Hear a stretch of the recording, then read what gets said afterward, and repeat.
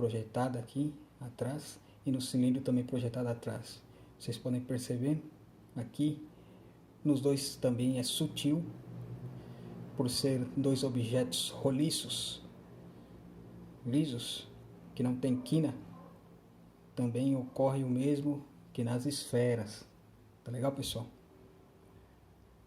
Essa demarcação é apenas em objetos com quina, esse delineado mais acentuado. Agora nas esferas e no cone, no cilindro, não tem esse delineado. Vocês podem perceber que a luz, ela vem, bate na lateral e ela vai perdendo força e dando espaço para a sombra, na medida que a luz vai saindo da superfície do objeto, vai dando lugar à sombra. E essa transição é muito sutil, como na esfera, justamente porque um cone também não tem lados. Um cone, ele é, né? Ele não tem lados. E o mesmo ocorre com o cilindro. Tá legal, pessoal? Pode ver o cilindro, bem sutil a transição. Vocês estão conseguindo enxergar a luz aqui, em toda essa parte lateral. E na medida que a luz vai pegando, já vai saindo da massa, da maior parte do central do cilindro, vai dando lugar à sombra. E aqui também a ideia de luz projetada é mais para trás do cilindro, né? Com a luz é meio frontal. É meio frontal os dois exemplos aqui, né? Então não é totalmente frontal, mas é meio frontal, né? A luz vem daqui e bate, e a sombra projetada, né? No cilindro, mesma coisa, a luz vem e bate, e a sombra projetada, né? É o meio frontal. Não chega a ser um lateral como a esfera, é um meio frontal. Esses 4 últimos exemplos, né? Tanto os dois cones como o cubo e o cilindro. É um meio frontal, a luz vem, né? Não totalmente de frente, mas ela vem de meio frontal, né? É legal, pessoal? Então esses exemplos, porque esse estudo é importante. É muito importante para você justamente fazer isso aqui. Agora, fazer isso aqui, ó, mostrar para vocês.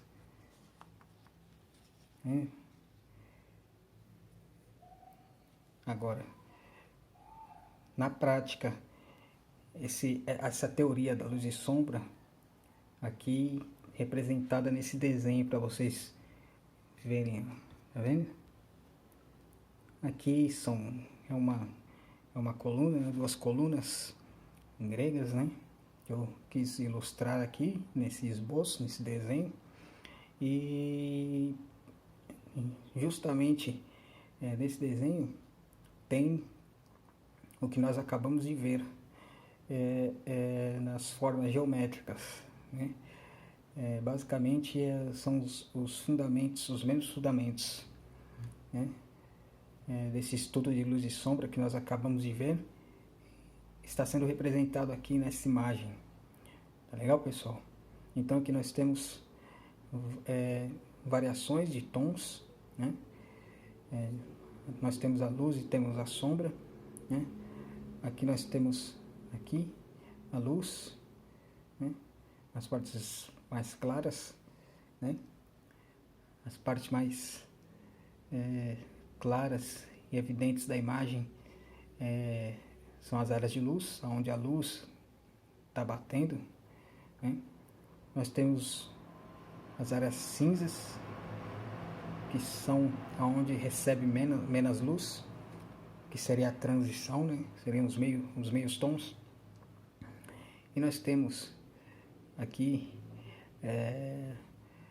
as partes mais escuras, aonde ocorre as áreas de sombra. Tá legal, pessoal? Aqui, ó. Aqui embaixo, aqui nas ranhuras, entre os blocos de pedra, né? As ranhuras. Tá vendo, pessoal? Mais abaixo nós temos um exemplo bem claro. Não sei se vocês conseguem notar.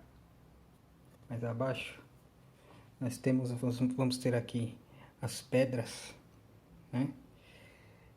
Aqui bem evidente. Então, nas quinas, na parte superior das pedras, né? Aqui a luz batendo, né? A luz batendo, né? Aqui a luz.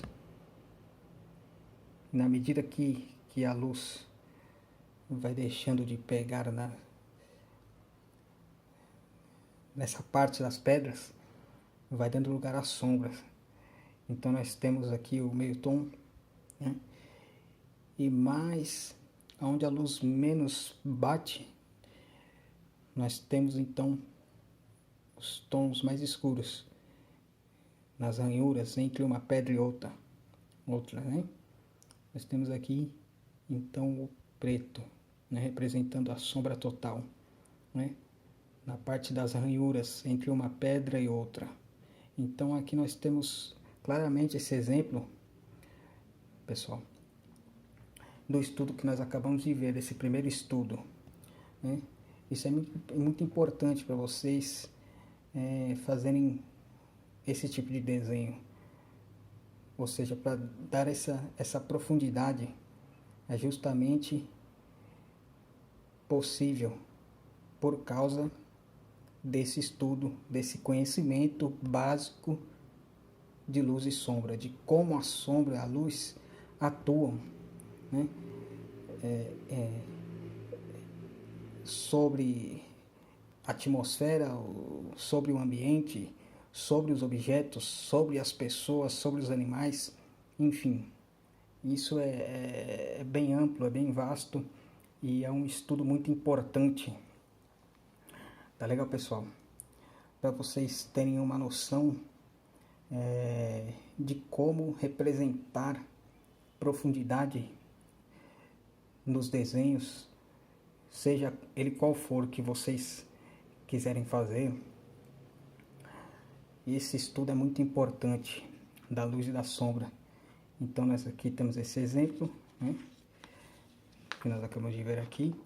E aqui, pessoal, nós temos outro exemplo. Hoje, claro, eu não vou abordar esse tema, né? Isso aqui já seria a figura humana, já vão ser nas próximas aulas, né? Assim espero. Mas por que eu estou mostrando esse desenho para vocês? Porque aqui também nós temos uma ideia de luz e sombra, né? Embora seja uma figura humana, e essa primeira aula não é de figura humana, mas sim de luz, noções de luz e de sombra, mas eu quis trazer para vocês porque esse desenho que eu fiz há algum tempo atrás, ele ilustra bem essa ideia que nós estamos abordando aqui, nesse primeiro vídeo. Tá legal, pessoal? Então, o que nós podemos notar aqui é uma estátua, né, de Cristóvão Colombo, que eu desenhei alguns meses atrás, mais ou menos uns 3 meses atrás. Aqui, então, na estátua, nessa representação do Cristóvão Colombo, nós podemos notar justamente aqui a luz e a sombra, como a sombra, o efeito de luz e de sombra sobre a estátua, tá? Que é uma estátua, né? Esse desenho é uma representação de uma estátua, tá? Pode ver, vocês conseguem perceber que é uma estátua, né? Mas observem, observem o que nós estamos abordando aqui, o que eu estou trazendo para vocês aqui. Observem a luz neste caso ela vem daqui, nesse caso é lateral, ela bate na parte lateral da estátua e pega toda essa parte lateral da estátua. Pega outras partes também, mas a maior inerência da luz aqui é lateral. Então nós podemos observar, né? Observem, pessoal, tá vendo? O rosto da estátua bem iluminado, né? Aqui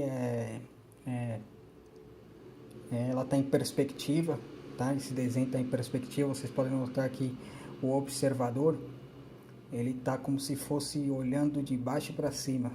É por isso que aqui embaixo do rosto dele tem essa sombra, tá? Dando essa impressão de que a pessoa está olhando, né, de baixo para cima, ou seja, está enxergando a estátua de baixo para cima. É por isso que tem sombra aqui, tem esses pequenos detalhes, né? Aqui também, né, no pé dele, vocês podem notar, né, sombra embaixo, né, justamente por causa dessa noção de perspectiva aqui nas vestes dele. Vocês podem notar, né, que ele não está numa visão horizontal, né, do observador. Não, o observador está mais abaixo, dando justamente essa impressão, né, essa perspectiva de que ele está mais acima, de que a estátua está mais acima. Isso já é uma outra aula, tá bom, pessoal? Então, nessa primeira aula foi mais ou menos isso. Eu espero que vocês apreciem, que vocês gostem, né? E que seja útil. Eu realmente espero trazer muitos conteúdos aqui de relevância para vocês, tá bom, pessoal? Essa foi apenas a primeira, tá? De muitas que virão, se Deus quiser. E nessa primeira nós abordamos um pouquinho de luz e sombra, né? Uma pequena pincelada de luz e sombra. Tá legal, pessoal? Então é isso, né? Observe mais uma vez aqui como a luz foi trabalhada nessa estátua, e na medida que a luz vai saindo, na medida que a estátua, que nós vamos chegando nas partes de trás da estátua, então a sombra ela é maior, né? Em alguns detalhes ela é maior, né? Porque aqui é como se fosse uma luz lateral, né? Uma luz lateral que pega mais no rosto dele e na superfície aqui, né? Na mão. E na medida que a luz deixa de pegar nas partes no lado esquerdo da estátua, né? Então a luz pode vir aqui, tem mais luz nas partes laterais da estátua, né? Vocês podem observar aqui na frente da roupa dele, né? E já aqui na parte de trás tem mais sombra aqui, ó. Ou seja, esse desenho eu quis fazer, ele tá bem contrastado, né? Tá como se fosse dividido, né?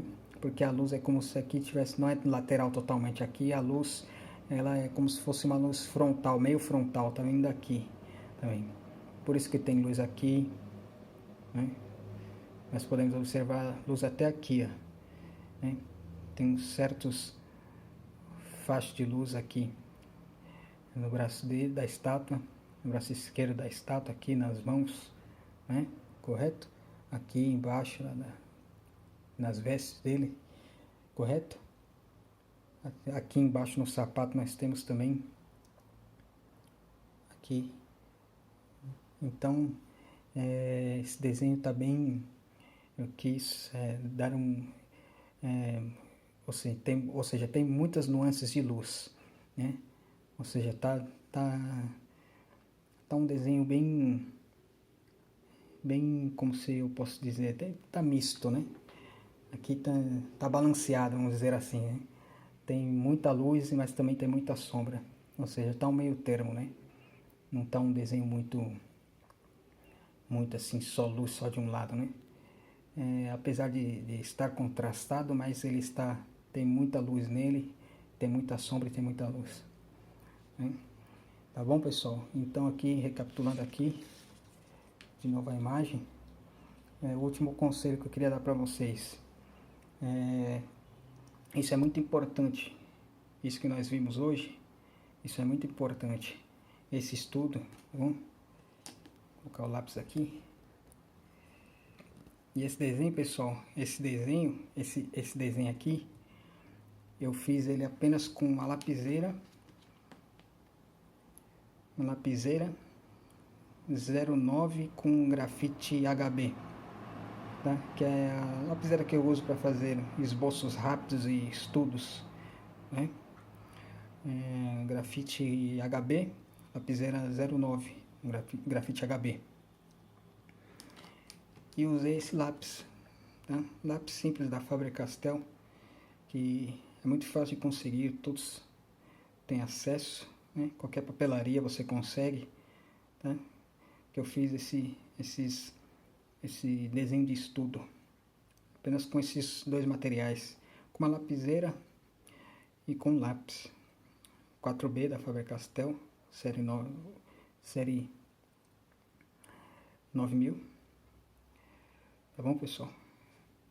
Toda papelaria tem, qualquer bazar tem, tá? Esse tipo de material. Ou seja, você não precisa de um material caríssimo para começar a praticar desenho, se você gosta de desenhar. Tá bom, pessoal? É possível começar a estudar o desenho com materiais básicos que você muitas vezes usava na escola, ou que você talvez use na escola ainda, se você ainda é estudante, né? Materiais que você usa no seu dia a dia, na escola, no seu curso. Então, pessoal, você que ainda estuda, né? E você que já não estuda mais, mas que já estudou, certamente você usou esses materiais na escola e você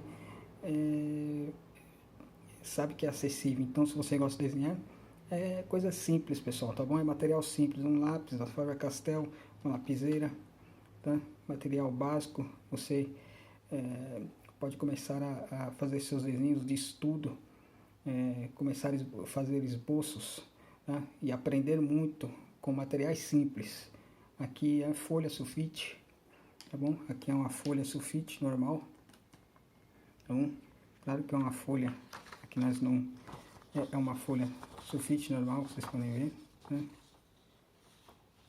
É uma folha sulfite de 75 gramas, tá? Qualquer papelaria tem, tá bom? Para estudo tá ótimo, tá bom? Para estudo tá ótimo, até para fazer um desenho, mas esse desenho foi uma folha também, uma folha sulfite, é a mesma dessa folha.